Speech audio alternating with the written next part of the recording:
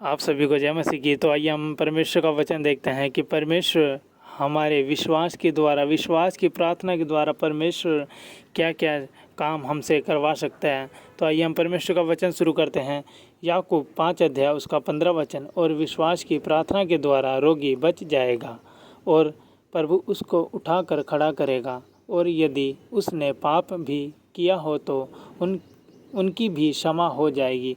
परमेश्वर कहता है कि विश्वास की प्रार्थना के द्वारा परमेश्वर वो हमसे बड़े बड़े काम करवाएगा जो हमने अपनी लाइफ में नहीं देखे, नहीं किए।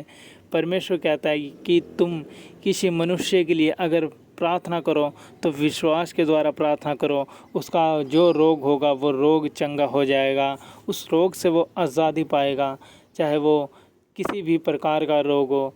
परमेश्वर का वचन कहता है कि तुम विश्वास के द्वारा प्रार्थना करो तो लंगड़े चलेंगे, अंधे देखेंगे, मुर्दे जिलाए जाएंगे। सचमुच अगर हमारा विश्वास बहुत बड़ा है ना, तो परमेश्वर हमारे जीवन में ये काम ज़रूर करेगा और लोगों को परमेश्वर हमारे द्वारा शिफा दिलाएगा। हम अगर विश्वास के द्वारा प्रार्थना करते हैं ना, तो वो चिन्ह चमत्कार हम भी कर सकते हैं, वो हम देख सकते हैं अपने आँखों से। परमेश्वर का वचन देखिए आगे क्या कहता है, और यदि उसने पाप भी किया हो तो वो भी क्षमा हो जाएंगे। सचमुच अगर हम विश्वास के द्वारा प्रार्थना करते हैं ना, तो जो व्यक्ति के लिए हम प्रार्थना करते हैं, अगर वो व्यक्ति पापी मनुष्य भी हो ना, तो उसके वो पाप भी क्षमा हो जाएंगे। परमेश्वर उनको भी माफ़ कर देगा और उसे भी परमेश्वर अपने कार्य के लिए खड़ा करेगा।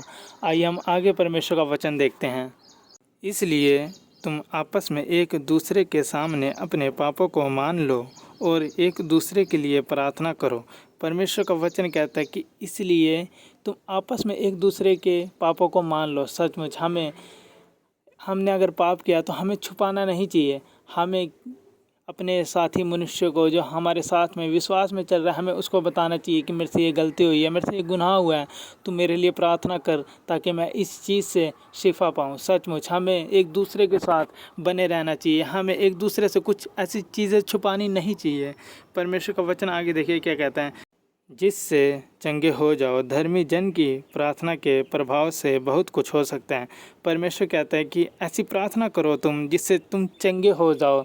सचमुच अगर हमने कोई गुनाह किया ना, हम आपस में उसको शेयर करके हम उसके लिए प्रार्थना करेंगे तो हम उस पाप से, उस गुनाह से हम आज़ादी पाएंगे। परमेश्वर के भवन में हम पवित्र होकर जाएंगे। और परमेश्वर का वचन कहता है कि धर्मी जन की प्रार्थना के प्रभाव से बहुत कुछ हो सकता है। अगर सचमुच एक धर्मी जन हमारे लिए या हम किसी के लिए प्रार्थना करें ना, तो उस प्रार्थना के द्वारा बहुत कुछ हो सकता है। हम उन चीज़ों से शिफा पा सकते हैं जिन चीज़ों में हम फंसे हुए हैं, जिन कर्ज़ों में, जिन श्रापों में, जिन पापों में अगर हम फंसे हुए हैं ना, तो हम उनसे शिफा पा सकते हैं। हमें क्या करना चाहिए, हमें धर्मी जन बनना है। हमें अपने अंदर परमेश्वर को अपने अंदर लेना है, उसके वचनों को ग्रहण करना है, हमने उसके वचनों के अनुसार हमने चलना है, तो वो बड़े बड़े काम हम भी करेंगे परमेश्वर के सामर्थ्य के द्वारा। इस वचनों के द्वारा आप सभी को आशीष मिले। आप सभी को जय मसीह की।